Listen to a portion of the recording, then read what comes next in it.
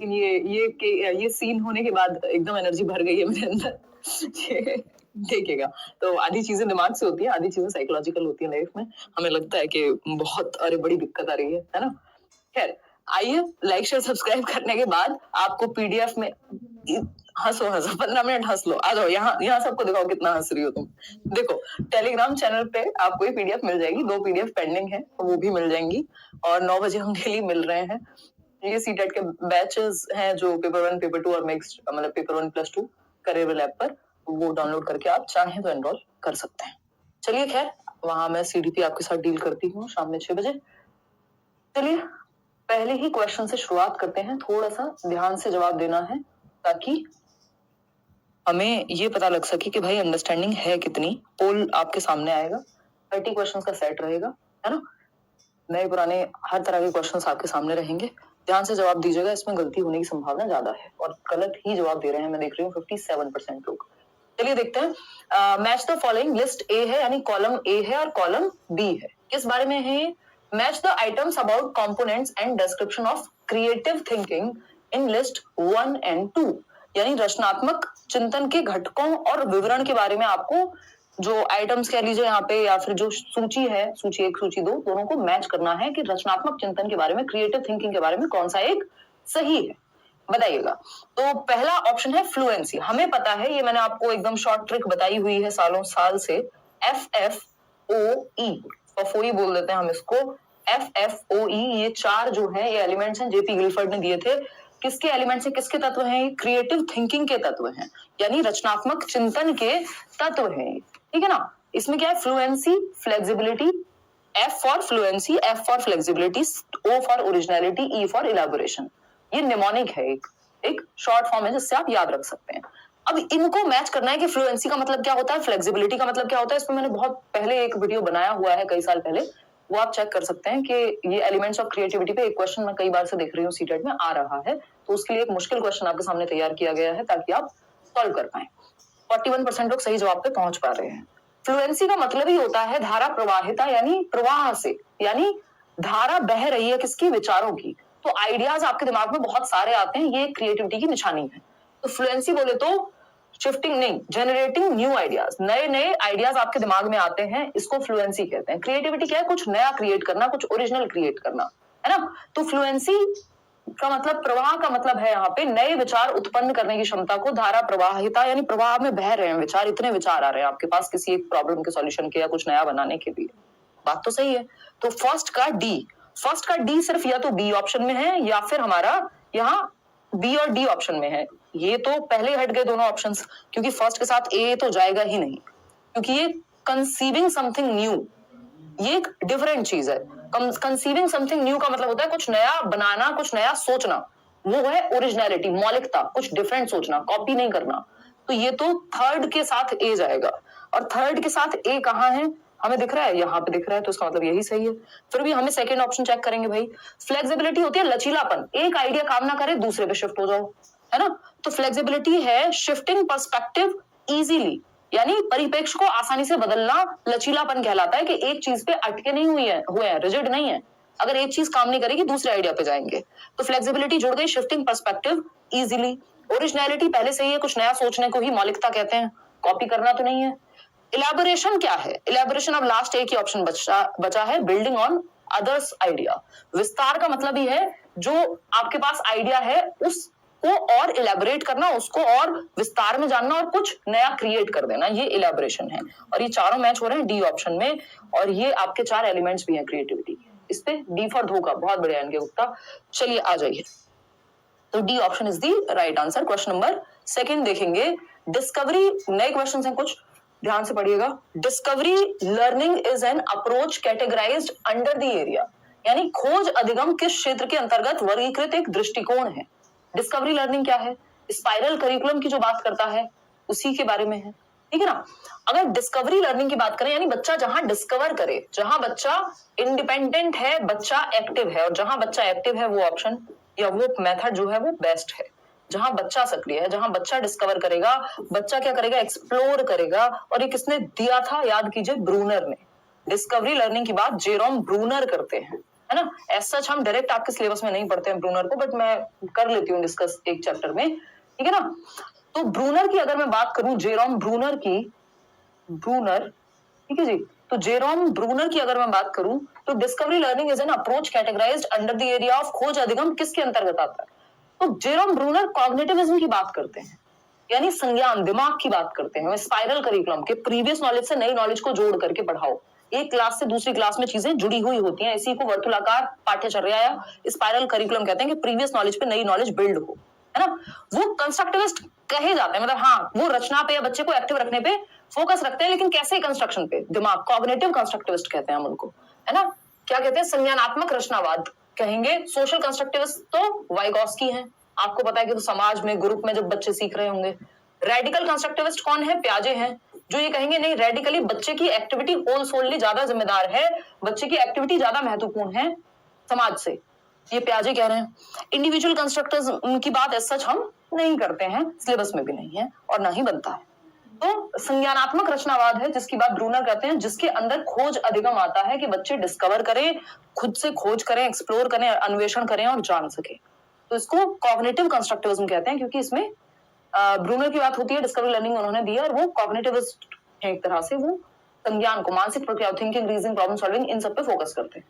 तो A option is the right answer. ये ऐसा क्वेश्चन है जो बिल्कुल ऐसा नहीं है कि आउट ऑफ सिलेबस है, पूछा नहीं गया, इसका मतलब ये नहीं है कि घुमा फिरा के नहीं पूछा जा सकता, क्योंकि कुछ क्वेश्चंस ऐसे भी हम करके चलेंगे जिसमें थोड़ा नए क्वेश्चंस को देख के सर में दर्द हो, क्योंकि अभी पेपर में इतना समय है कि थोड़े नए क्वेश्चंस को भी हम टैकल करें। अदरवाइज काम आपका सिर्फ प्रीवियस ईयर से भी चल जाएगा, है ना, लेकिन दोनों ही तरह के क्वेश्चंस हम करते हुए चलेंगे। अकॉर्डिंग टू वाइगॉस्की, यानी वाइगॉस्की के अनुसार, a student is provided with scaffolding, एक स्टूडेंट को मचान दी गई, टेम्परेरी हेल्प दी गई, अस्थायी मदद, टू मास्टर द टास्क, ताकि वो एक टास्क को, एक क्वेश्चन को कंप्लीट कर सके, उसको हेल्प दी गई। Later, if the student is able to complete the task again after removing the scaffolding, अब बाद में बच्चा खुद से उस टास्क को कंप्लीट करने के लायक बन गया है, अगर कोई मदद ना दे तब भी, यानी पहली बार जब वो क्वेश्चन को सॉल्व कर रहा था मान लीजिए, या जहां उसको दिक्कत हो रही थी, अटक रहा था, तो उसको मदद दे दी गई, एक स्टेप सॉल्व करके टीचर ने दिखा दिया या समझा दिया उस क्वेश्चन में, फिर वो वैसे बहुत सारे क्वेश्चन खुद से सॉल्व कर पाएगा बिना मदद के। या शुरुआत में जब आपको साइकिल चलाना सिखाया जाता है, पीछे से पकड़ते हैं पेरेंट्स, एक टाइम के बाद जब आप सीख जाते हैं तो आपको पकड़ने की जरूरत नहीं होती, ठीक है, बात ठीक है। This represents the student is at, यानी यह किस चीज को दर्शाता है कि बच्चा कहां है? जोन ऑफ प्रोपोर्शनल डेवलपमेंट पे। हमने तो ऐसा कुछ नहीं पढ़ा, जेडपीडी का मतलब प्रोपोर्शनल थोड़ी होता है, आनुपातिक थोड़ी होता है ना। बेहतर हूं अंजलि अभी। जोन ऑफ प्रोमिनेंट डेवलपमेंट, प्रमुख विकास का क्षेत्र। प्रोमिनेंट डेवलपमेंट भी हमने नहीं पढ़ा वाइगॉस्की में, अभी वाइगॉस्की से क्वेश्चंस भी किए थे 2-3 दिन पहले। जोन ऑफ प्रॉक्सिमल डेवलपमेंट, हाँ ये तो हमने वाइगॉस्की में पढ़ा है। जोन ऑफ परमानेंट डेवलपमेंट ऐसा हमने कुछ नहीं पढ़ा।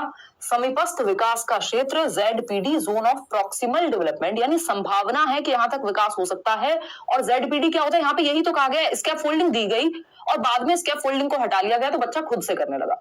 और जेडपीडी क्या होता है? मैंने आपको बार बार बताया है, जेडपीडी वो दायरा है जहां कोई काम आप किसी की मदद और बिना मदद के कर सकते हैं, यानी जो आप इंडिपेंडेंटली कर सकते हैं और किसी की मदद से कर सकते हैं, उसके बीच का डिफरेंस जेडपीडी है। ये मैंने शायद इसमें भी आपके सामने एक डायग्राम से समझाया होगा, है ना। देखते हैं एक बार, मैं आपको ये दिखा देती हूँ। देखिए भाई, नाम तो जेडपीडी ही रहेगा ना, वाइगॉस्की ने प्रॉक्सिमल की बात की है ना, परमानेंट की बात तो नहीं की, प्रोपोर्शनल की बात तो नहीं की।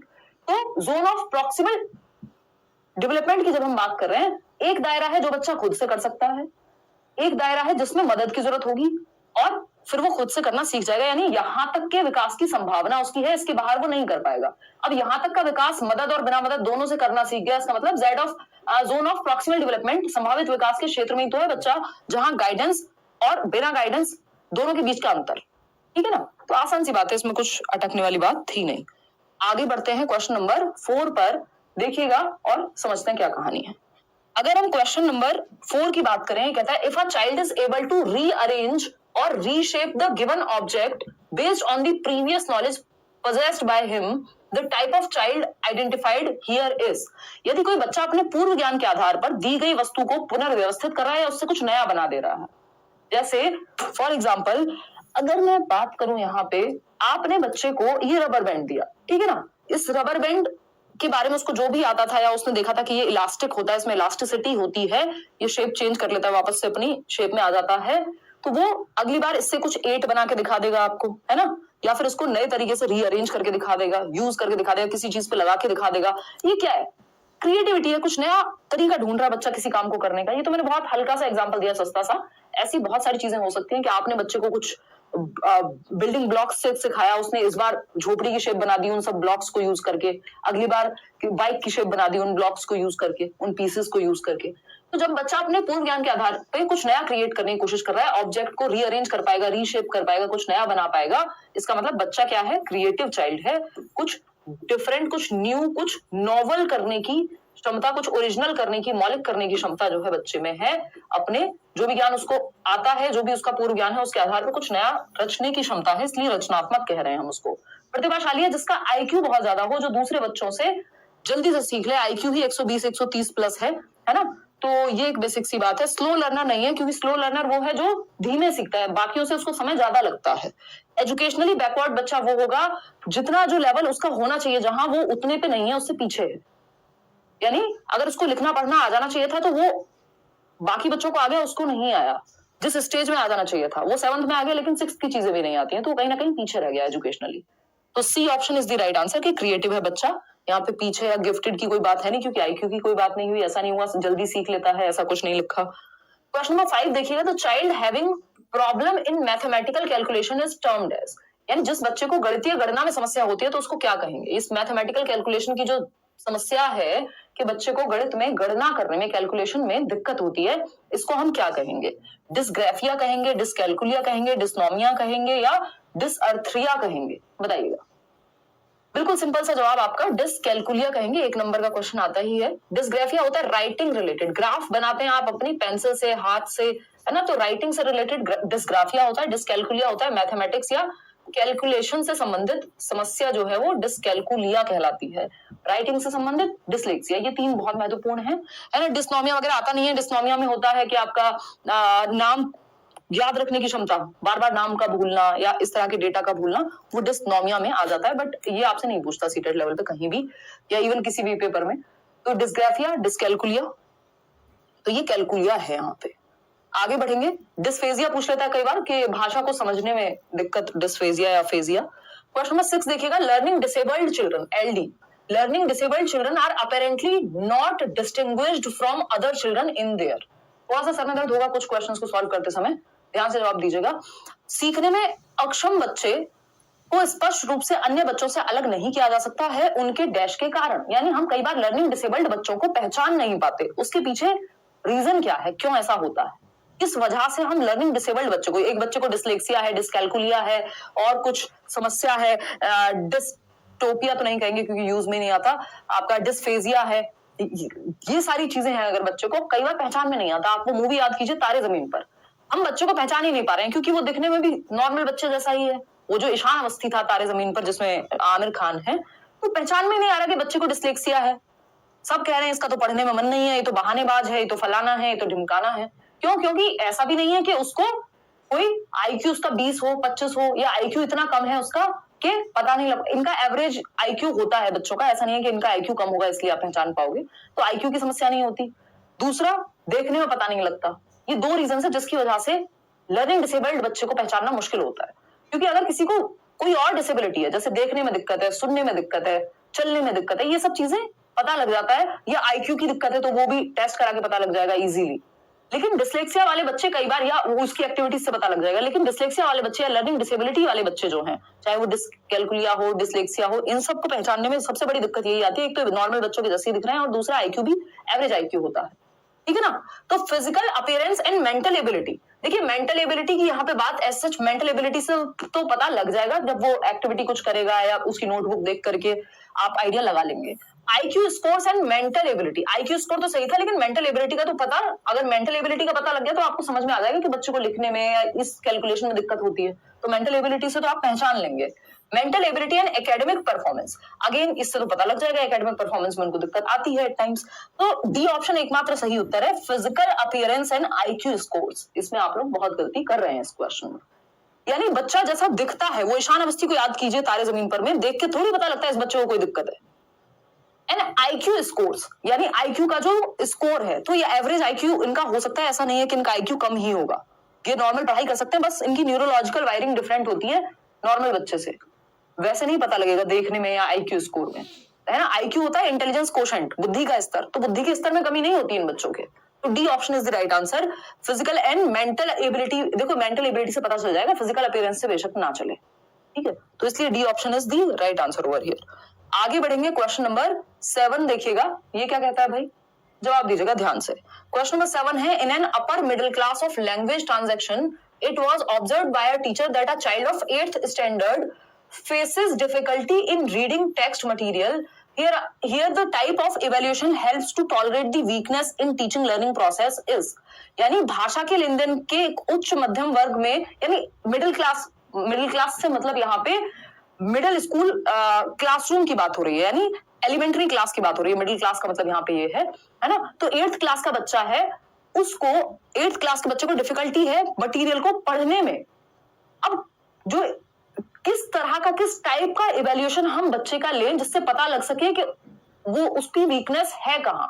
तो वीकनेस को जानने के लिए किस तरह का टेस्ट लेंगे हम, इवैल्यूएशन कैसा होगा, सम्मेटिव तो परफॉर्मेंस के लिए होता है कि कितने % उसको आता है, कितना उसको आता है, इसके लिए सम्मेटिव या ऐसे कहते हैं हम योगात्मक, है ना। ये परफॉर्मेंस बेस्ड होता है, ये जजमेंट बेस्ड होता है, ना कि हमें वीकनेस बताने के लिए, ठीक है ना, कितना सीखा है ये बताने के लिए। तो सम्मेटिव तो नहीं होगा, इंटरनल एक्सटर्नल का कोई सेंस यहाँ बनता नहीं है। फॉर्मेटिव इवैल्यूएशन यानी रचनात्मक मूल्यांकन, ये फीडबैक के लिए होता है, ये बात हमें पता है। एफए जो होते हैं वो फीडबैक के लिए होते हैं, प्रतिपुष्टि के लिए होते हैं कि बच्चों को कितना आता है, कहाँ समस्या है, कैसे हम उसको बेहतर कराएं, वीकनेस का पता लगेगा। तो ये फीडबैक का पता हमें फॉर्मेटिव इवैल्यूएशन रचनात्मक मूल्यांकन से लगता है।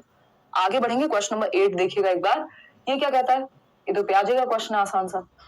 ये क्वेश्चन कहता है, one of the main characteristics of pre operational thought according to Jean पियाजे, पूर्व संक्रियात्मक अवस्था, जिसको हम 2 से 7 वर्ष की अवस्था कहते हैं पियाजे की स्टेज में।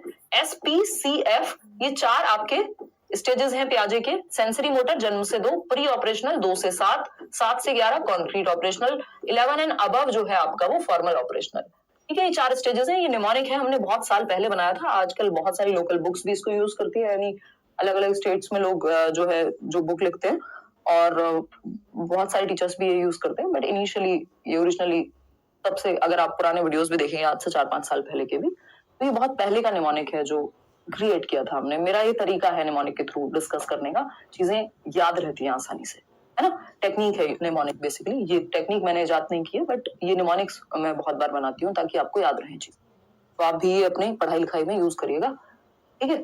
देखिएगा, तो pre operational thought according to Jean पियाजे is dash which refers to tendency to focus on one aspect of a situation and neglect others, यानी किसी सिचुएशन के सिर्फ एक पहलू पे ही ध्यान है, इसको हम सेंट्रेशन कहते हैं, कि आपका ध्यान सेंटर्ड है, केंद्रीकरण हो गया है, आप सिचुएशन के बाकी पहलुओं को भूल ही जा रहे हैं। यानी कि जब आपका ध्यान है कि बॉटल जो है कांच की है, तो बस इसी पे ध्यान है कि ये बॉटल ट्रांसपेरेंट है, इस बात पे ध्यान नहीं है इसकी शेप क्या है, इसमें लिक्विड कितना ml आ जाएगा, है ना, ये इसका एरिया क्या हुआ है, whatever, surface area, whatever, volume क्या है, इन सब पे ध्यान नहीं, बस आपका ध्यान है इसकी ट्रांसपेरेंसी पे। इसका मतलब जब आपका ध्यान सिर्फ एक चीज पे होता है, जैसे फॉर एग्जांपल, आसान एग्जांपल लेती हूँ, बच्चे के टाइम पे जब हम छोटे होते हैं, यानी 2 से 7 वर्ष में, हमें लगता है जिसकी लंबाई ज्यादा है वो व्यक्ति बड़ा है ना। अब लंबाई ज्यादा होना और बड़ा होना दो अलग चीजें, क्योंकि बड़े होने के लिए उसकी एज मैटर करेगी और उसकी हाइट जरूरी नहीं मैटर करे। अब यहाँ पे लेकिन बच्चों का ध्यान एक चीज पे सेंटर्ड है कि उसकी लंबाई पे, है ना। तो सेंट्रेशन जो है ये गड़बड़ है, मतलब ये एक तरह से लिमिटेशन है प्री ऑपरेशनल थॉट की। ट्रांसडक्शन होता है अनरिलेटेड इवेंट्स को जोड़ देना, कि मेरी बॉल गोल है, सूरज गोल है, तो मेरी बॉल और सूरज में कोई रिलेशन है ना। कॉजेशन, कॉज एंड इफेक्ट, धूप में कपड़े जल्दी सूखते हैं। डिसेंट्रेशन, यहाँ पे डिसेंट्रेशन तो 7 से 11 में आता है, ठीक है ना।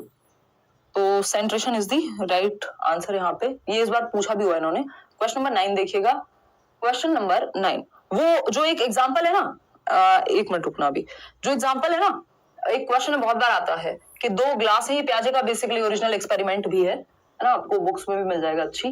तो अगर हम बात करें कि 2 ग्लास हैं बराबर के, ठीक है, इसमें से एक ग्लास में पानी या जूस हमने इसमें डाल दिया, जूस जो है वो 200 ml ही है इस ग्लास में भी और इस बचे हुए ग्लास में भी, लेकिन बच्चों को क्या लगेगा 2 से 7 वर्ष के बच्चों को कि इसकी हाइट ज्यादा है क्योंकि, तो इस ग्लास में पानी ज्यादा होगा, जबकि दोनों में बराबर है, बस वो थोड़ा चौड़ा ग्लास है और हाइट उसकी कम है लेकिन चौड़ाई ज्यादा है, तो अमाउंट तो इतना ही है। क्योंकि बच्चे का ध्यान सेंटर्ड है, सेंट्रेशन की वजह से वो रिवर्स नहीं कर पाता थॉट को, इसलिए रिवर्सिबिलिटी नहीं आती। 7 से 11 में रिवर्सिबिलिटी आती है, इरिवर्सिबल थॉट होता है यहाँ पे, क्यों? क्योंकि बच्चे का जो है सेंट्रेशन हो जाता है। क्या करें भाई, क्या दिक्कत आ रही है? देखिएगा एक बार, कुछ करिए। कंचन कह रही है, क्या हुआ कंचन? चलो कोई नहीं, देखिएगा एक बार।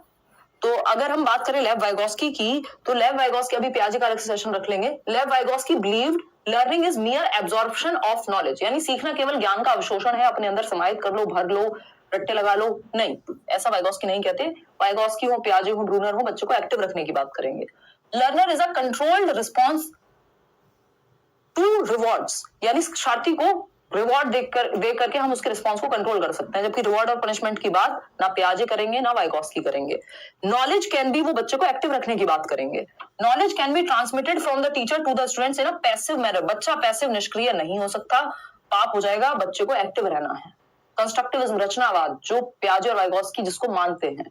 सोशियो कंस्ट्रक्टिविस्ट है वाइगोस्की और रेडिकल कंस्ट्रक्टिविस्ट है पियाजे। कॉग्निटिव कंस्ट्रक्टिविस्ट है ब्रूनर। तो ये लोग, कंस्ट्रक्टिविस्ट का मतलब ये रचनावादी, जो ज्ञान के रचना पे फोकस करेगा, सृजन पे फोकस करेगा, वो बच्चों को पैसिव नहीं रख सकता। नॉलेज इज को constructed in a zone of what the child can do independently and will support from others, यानी जेडपीडी के अंदर नॉलेज को कंस्ट्रक्ट किया जा सकता है एक्टिवली। ज्ञान का सृजन संभव है, तो बच्चा सिर्फ डी ऑप्शन में एक्टिव है, जो कि 93% लोग सही उत्तर दे भी रहे हैं। आगे बढ़ते हैं क्वेश्चन नंबर 10 पर। क्या कहता है भाई क्वेश्चन नंबर 10? ये कहता है, at which stage of Lawrence Kohlberg's moral development theory do individuals reason that human rights and justice is most important even if they go against the societal laws, यानी Kohlberg के नैतिक विकास सिद्धांत के किस चरण में व्यक्ति यह तर्क देते हैं कि मानवाधिकार और न्याय, जस्टिस जरूरी है, ह्यूमन राइट्स जरूरी है, चाहे वो आज के समाज के लॉज के अनुसार, यानी सामाजिक कानूनों को बेशक तोड़ दे कोई बात, लेकिन वो ह्यूमन राइट्स के यदि खिलाफ है तो वो गलत है। यानी आप नियमों से लड़ जाएंगे यदि आपको जो लगता है वो सही है उसके लिए।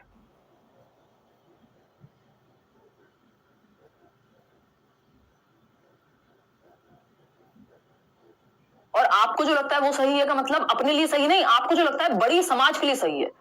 जैसे दास प्रथा खत्म नहीं होती यदि, या हम स्वतंत्र भी ना हुए होते यदि किसी ने ये नहीं सोचा होता, जो हमारे फ्रीडम फाइटर्स थे, कि जो लॉज लगाए हुए हैं अंग्रेजों ने ये सही नहीं है, ये ह्यूमैनिटी के ही खिलाफ है। या दास प्रथा, किसी को दास बना के रखना क्या है? ह्यूमैनिटी के खिलाफ है, हमारे ह्यूमन राइट्स के खिलाफ है, ठीक है ना?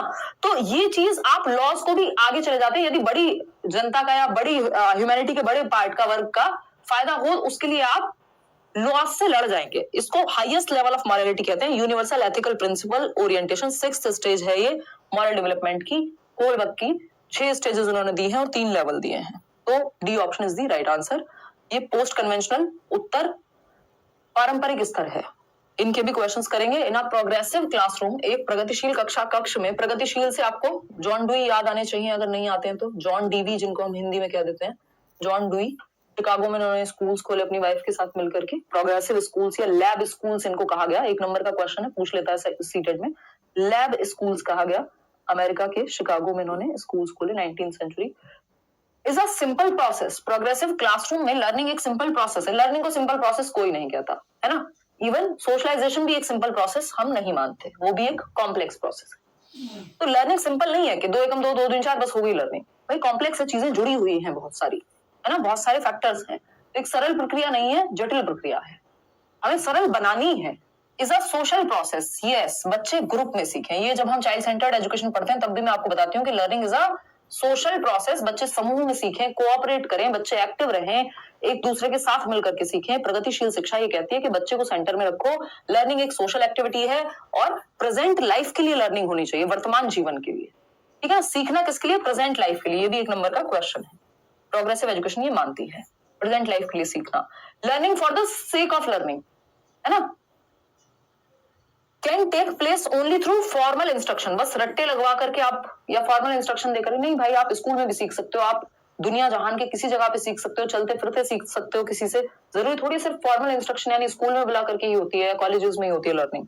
इस कंडीशनल अपॉन एग्जाम्स, बिल्कुल भी नहीं, ये एग्जाम्स पे कंडीशन है नहीं, सोशल प्रोसेस है, बच्चे ग्रुप्स में या समाज में सीखेंगे, ये प्रोग्रेसिव एजुकेशन या चाइल्ड सेंटर्ड एजुकेशन मानेगी। क्वेश्चन नंबर 12 देखिएगा, बेसिकली बच्चा सोशल एक्टिविटी में ही खुश है या हम कहें कि वो वहां एक्टिवली सीखता है, ठीक है ना। सिर्फ आपकी लाइव क्लास में ही मुझे दिक्कत होती है, बफरिंग होता है। मुझे भी लग रहा है अजीत ये पिछले सीटेट से ना कुछ तो दिक्कत है, वैसे तो ज्यादातर लोगों को जिनका इंटरनेट ठीक है उनको दिक्कत ये नहीं आनी चाहिए, बट ये हम भी फिगर आउट नहीं कर पा रहे हैं। नया स्टूडियो एक बन रहा है बेसिकली, अब या तो वहां पे जाके पता लगेगा कि ये सिर्फ इसी स्टूडियो में दिक्कत हुआ करती थी, मैंने सिस्टम भी चेंज करा लिया, 2 नए इंटरनेट लगवा लिए, सारी दुनिया जहान के सब कर लिया, लेकिन अगर अभी भी ये दिक्कत है तो फिर तो नया स्टूडियो बनेगा कुछ टाइम में, कुछ महीनों में, वहीं जाके पता लगेगा अब तो, है ना। देखिएगा, या फिर ऑफिस में जाकर के, हाँ देखिएगा बी ऑप्शन 90% लोग कह रहे हैं। Which of the following is correct as per Howard Gardner. Howard Gardner याद है, मल्टीपल इंटेलिजेंस, बहुबुद्धि का सिद्धांत, 1983 में फ्रेम्स ऑफ माइंड नाम की इनकी एक पुस्तक आई थी, उसमें उन्होंने 7 प्रकार की बुद्धि की बात की थी, फिर उसके बाद वो 8 हो गए, तो आज हम 8 टाइप्स ऑफ इंटेलिजेंस की बात करते हैं जब हम हार्वर्ड गार्डनर की बात करते हैं, ठीक है ना।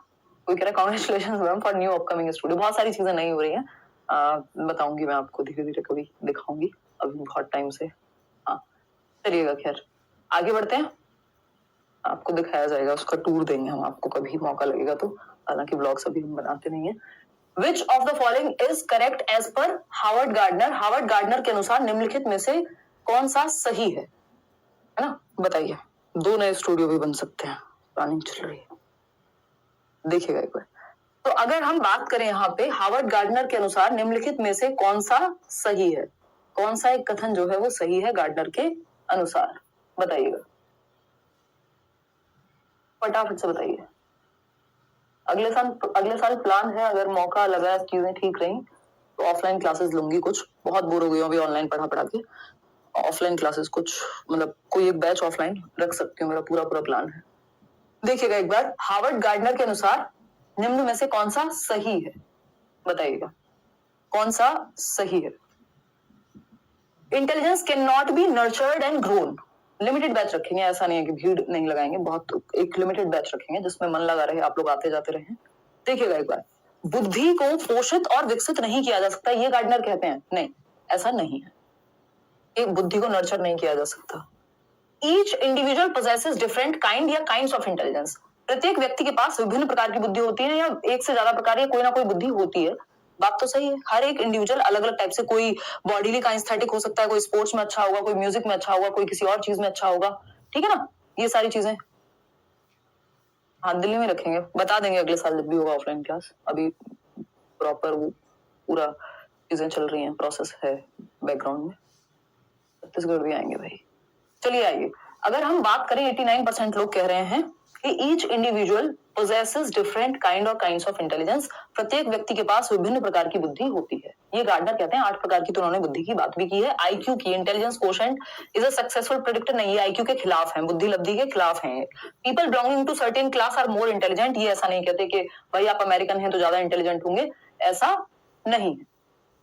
हम भी आएंगे पढ़ने, बहुत बढ़िया जी, सही है, उस टाइम पे बताएंगे कोई प्लान आपको। देखिएगा B option is the right answer. Question number 13 देखिएगा, क्वेश्चन नंबर 13 क्या कहता है भाई। क्वेश्चन नंबर 13 अभी नहीं हो रहा है, अभी कम से कम 3 से 6 महीने लग जाएंगे। At the primary level National Education Policy 2020 proposes dash as the medium of instruction across the nation, यानी प्राथमिक स्तर पर राष्ट्रीय शिक्षा नीति 2020 पूरे देश में शिक्षा के माध्यम के रूप में डैश का प्रस्ताव करती है, बताइएगा एक बार। राष्ट्रीय शिक्षा नीति किस भाषा में पढ़ाने की बात करेगी भाई, मदर टंग। पहले भी एनसीएफ भी यही कह रहा था, कोठारी आयोग भी यही कह रहा था, 3 लैंग्वेज फॉर्मूला भी यही कहता है, यानी मातृभाषा में पढ़ाइए आप बच्चे को, सिंपल बात है, ठीक है ना। तो ये और मल्टीलिंगुअलिज्म जो है, बहुभाषित भाषावाद, वो भी इसी बात को सपोर्ट करता है कि बच्चे को मातृभाषा में पढ़ाया जाए और फिर मल्टीपल लैंग्वेज हम सिखा सकते हैं। Flexible seating arrangement, learners working in groups are characteristics of a. बैठने की लचीली व्यवस्था, यानी आज बच्चा जो फर्स्ट सीट पे बैठा है कल रोटेट होके, रोटेशन वाला सिस्टम है या फ्लेक्सिबल है, ऐसे सर्कल बना करके बैठ सकते हैं बच्चे, या रोटेशन चलता रहता है क्लासरूम में, ज्यादातर स्कूल्स में होता भी है। बच्चे ग्रुप में काम कर रहे हैं, यानी बच्चे एक्टिव हैं। ये किस कहाँ की दिक्कत है? बिहेवियरिस्टिक क्लासरूम है? नहीं, व्यवहारवाद में तो बच्चे कहाँ एक्टिव है, वो तो बेचारा पैसिव रेसिपिएंट है। सोशियो कंस्ट्रक्टिविस्ट क्लासरूम है वाइगोस्की वाली, क्योंकि बच्चे ग्रुप में भी काम कर रहे हैं और फ्लेक्सिबल सीटिंग अरेंजमेंट है, बच्चे एक्टिव भी हैं और ग्रुप में भी काम कर रहे हैं। टीचर सेंट्रिक नहीं है, चाइल्ड सेंट्रिक है। अगर सोशियो कंस्ट्रक्टिविस्ट नहीं लिखा होता, सामाजिक रचनावादी, तो यहाँ पे हम चाइल्ड सेंटर्ड भी लिख सकते थे। बाल केंद्रित शिक्षा भी अगर ऑप्शन में होता टीचर सेंटर्ड की जगह तो भी सही था, और दोनों लिखे होते तो दोनों सही हो जाते, सोशियो कंस्ट्रक्टिविस्ट भी और चाइल्ड सेंटर्ड भी। टेक्स्ट बुक सेंटर्ड नहीं है, ये बच्चा केंद्र में है यहाँ पे, बाकी सारी चीजें सेकेंडरी हैं। आगे बढ़ेंगे, क्वेश्चन नंबर 15 देखिएगा। क्वेश्चन नंबर 15 क्या कहता है भाई, देखिए फटाफट से। क्वेश्चन नंबर 15 क्या कहता है, देखिए।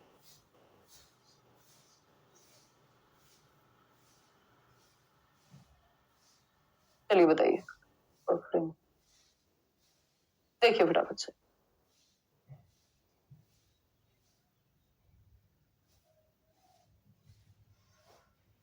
अच्छा जी, ऑल द बेस्ट जिनका डब्ल्यू भी टेट है। देखिए जवाब दीजिए फटाफट से। ए ऑप्शन कह रहे हैं 35% लोग। असर्शन यानी स्टेटमेंट क्या है भाई? Children learn knowledge, skills, values, customs of the society bye their parents only. यानी सोशलाइजेशन, यहां तक की डेफिनेशन क्या बताती है कि सामाजिकरण की डेफिनेशन है सोशलाइजेशन की। चिल्ड्रन लर्न नॉलेज यानी बच्चे ज्ञान, कौशल, मूल्य, जो धारणाएं चल रही हैं समाज में, वो सब एक्वायर करते हैं किस प्रक्रिया के थ्रू? सोशलाइजेशन की प्रक्रिया के थ्रू। बट इन्होंने कहा बाय पेरेंट्स ओनली। क्यों भाई? पेरेंट्स से भी करेंगे, स्कूल से भी करेंगे, दोस्तों से भी करेंगे, रिश्तेदारों से भी करेंगे, मंदिर से भी करेंगे, चर्च से भी करेंगे, जहां भी वो जा रहे हैं सब जगह से सामाजिकरण हो रहा है, सिर्फ पेरेंट्स से थोड़ी। पेरेंट्स या फैमिली जो है प्राइमरी सोर्स ऑफ सोशलाइजेशन है, प्राइमरी एजेंट है, बाकी लोग सेकेंडरी हैं, स्कूल वगैरह। लेकिन ऐसा थोड़ी सिर्फ पेरेंट्स से ही समाज के नियम कायदे कानून तौर तरीके सीखते हैं। हम मास मीडिया से, मूवीज से भी सीख रहे हैं चीजें, 70 जगह से सीख रहे हैं, दोस्तों से भी सीख रहे हैं, स्कूल से भी सीख रहे हैं। तो ये बात तो गलत हो गई, फॉल्स हो गई। इसका रीजन क्या दिया इन लोगों ने? रीजन दिया है socialisation of children is a simple and linear process. देखिए सामाजिकरण लीनियर नहीं होता, कॉम्प्लेक्स प्रोसेस होती है।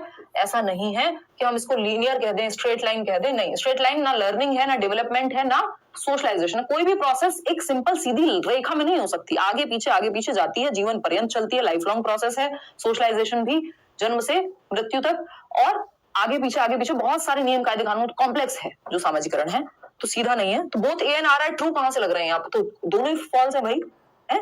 दोनों ही फॉल्स है। D option is the right answer. कितने लोग जवाब दे रहे हैं डी ऑप्शन में? दिखाओ एक बार। 33% लोग सिर्फ। क्यों गलत जवाब दे रहे हो भाई इतने आसान सवाल में भी, है?